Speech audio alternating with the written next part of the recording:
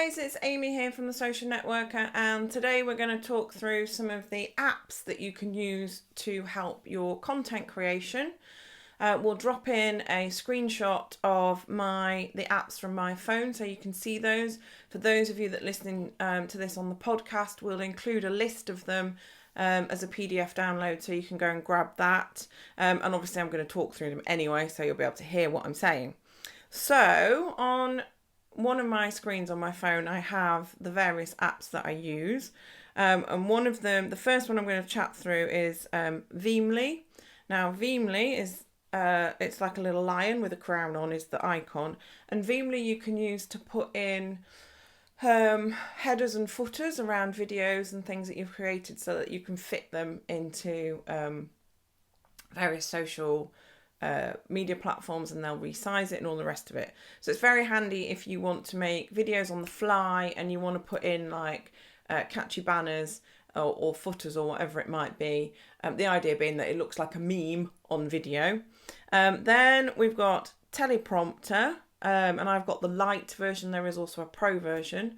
I don't actually use this very much anymore, but when I was first starting out creating content on video, Teleprompter was amazing. And the reason is you can write your script in Word or text or Pages or whatever it might be, get it onto your phone and then upload it into Teleprompt, and it will act as a prompter. So it will scroll through on your screen as you are videoing yourself. So if you're worried about not remembering everything that you want to say, or constantly going and so but then you can have a script. And obviously as you get into doing videos, it will flow much more naturally anyway. You may still want a script to have key points on, but I personally find now I don't necessarily need that.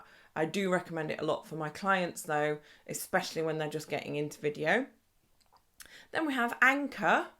Anchor is a podcast app, and it is brilliant for just cut and pasting stuff together. Then you hit schedule and it's done. You can create an intro, you can create an outro. There's music through it that you can use that's not copyrighted, so you can have music running through as well. I think our intro and outro were done possibly 18 months ago, and to be honest the sound quality on them isn't brilliant anymore, but they still serve a purpose. It's absolutely fine, and all we do is record our content. So this, as I'm doing this now, it's a video, but if you're listening to it on the podcast, you'll obviously just get the audio, and we've split those out, and then we just upload it into Anchor, and it sets it up. You can do it on desktop or you can do it on an app. So if all you've got is a smartphone, you can still create a podcast. You don't need anything else. Then we have, I'm going to talk about the next two together, which is Zoom and GoToWebinar. Zoom is a meeting app, so if you want to meet with somebody virtually, you can use Zoom. GoToWebinar is, as it sounds, it's for hosting webinars, and they're both again, you can do them on your phone, you can do them on the desktop. It's absolutely, either works just as well. But they're very, very handy if you want to do meetings virtually, if you want to get a lot of information out to people very quickly. Obviously, GoToWebinar is fantastic for that. Then we have Canva. Now, Canva's been kicking around for quite a while now. So if you haven't had a look at Canva, I would strongly suggest you do. This little bad boy here, our logo, was made in Canva. It's quite simple, quite straightforward, not very exciting, I admit, but it does the job. And Canva you can use as an app on your phone or on the desktop. If you pay for the team membership, you can resize your images. Now that is invaluable for consistency across all of your marketing channels, because you can create one logo, one banner, whatever it might be, and resize it, and it will then work across your YouTube channel, your LinkedIn banner, your Facebook cover image on your business page, whatever it might be. You can then use it across all of those various channels. It's not a lot to have the team thing. I think it's about $12 a month, maybe a bit more than that, but it's not massive amounts of money for the utility that it gets you. Now, we use it quite heavily in this business for our pro bono client they do a lot of images, and we can very, very quickly put an image of the product or the service and put some words over the top of it, and those get really good reach for them on their social media channels. Then we can resize it so it can go across every single channel that they've got, without having to worry about bits being cut off. We can create banners for them to go on their pages as well if we need to. So it's very quick, very easy. It is a fantastic tool, Canva. I heartily recommend it to everybody, whether you're in business or not, because you can do really good things, really cool little things with images, and they do GIFs now too. Makes me very excited. Then the next one on here is WordPress. So WordPress might be a little bit advanced for some of you. If you don't have a website or a blog, you probably don't know what WordPress is. But WordPress is a blogging platform, is how it started out. And you can build websites from it. You can have plugins that allow you to do retail through it. It's very user friendly if you use their package that hosts everything for you. If you're a bit more advanced, then you can use a platform that allows you to host stuff, and then you have to keep things updated. That takes a bit more time and effort because you've got to be responsible for keeping all of it up to date so that it doesn't break and go and fall over. But with the app, if you're using it, if you're using the blogging function on it, which you can use to update all of the pages anyway, you can use the app. Obviously, you can use the desktop, but the app's great. If you just got an idea and you want to write something on the fly, before you forget about it, you can just tap it out on your phone, save it as a draft, and then when you're ready to, you can go back and edit it. So WordPress is brilliant for that sort of thing.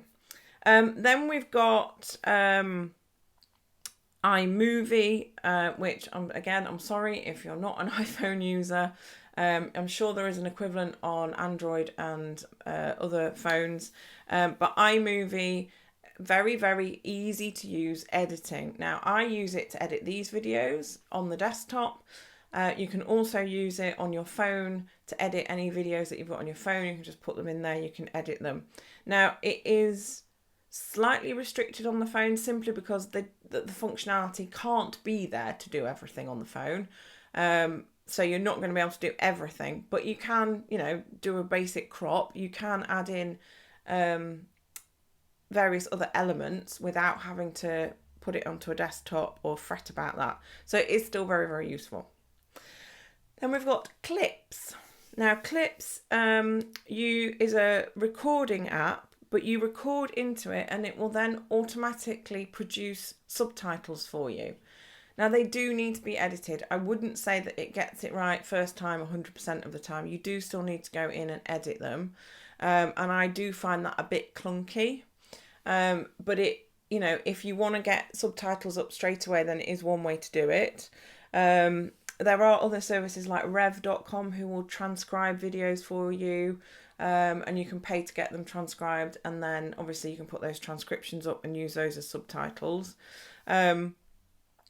So Clips is handy. As I say, I think it can be a bit clunky because it doesn't get it right first time all the time, but it is useful to get stuff happening if subtitles are important to you.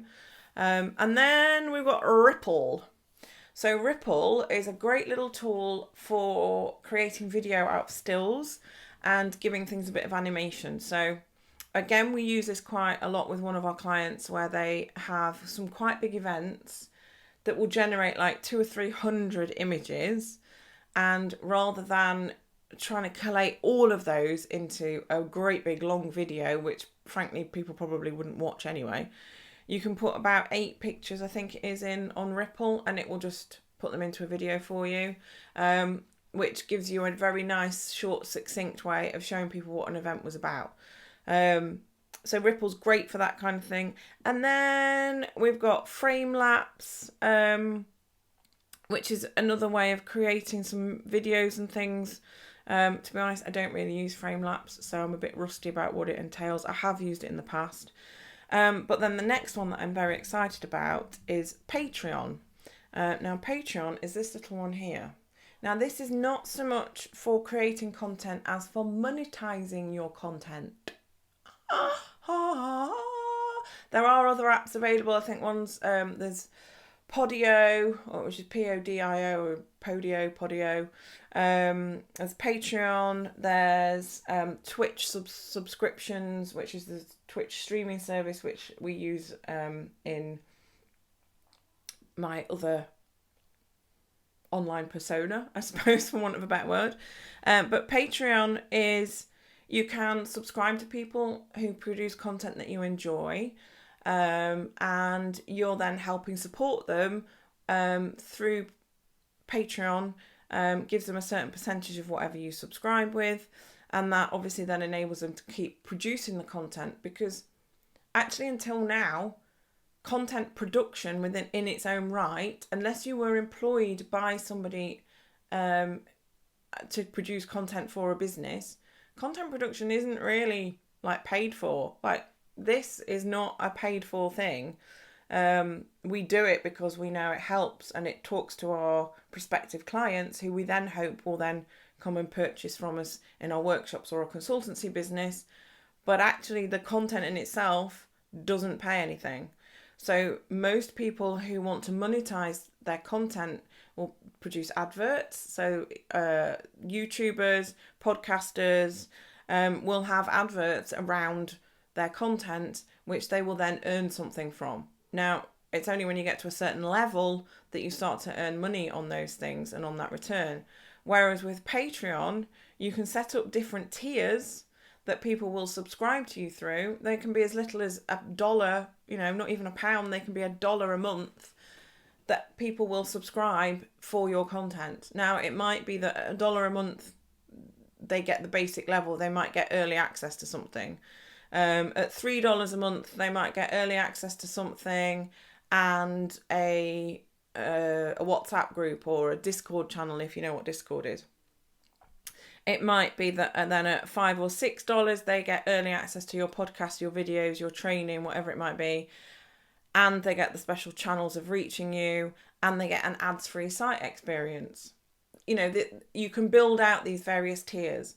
And this is something that we're looking at for the Social Networker, as a way of giving people more training, more content that has a value, and they can choose how much they want to pay towards that each month to access those things early, to get exclusives, to get access to me and Rebecca potentially further down the line. We'll do events.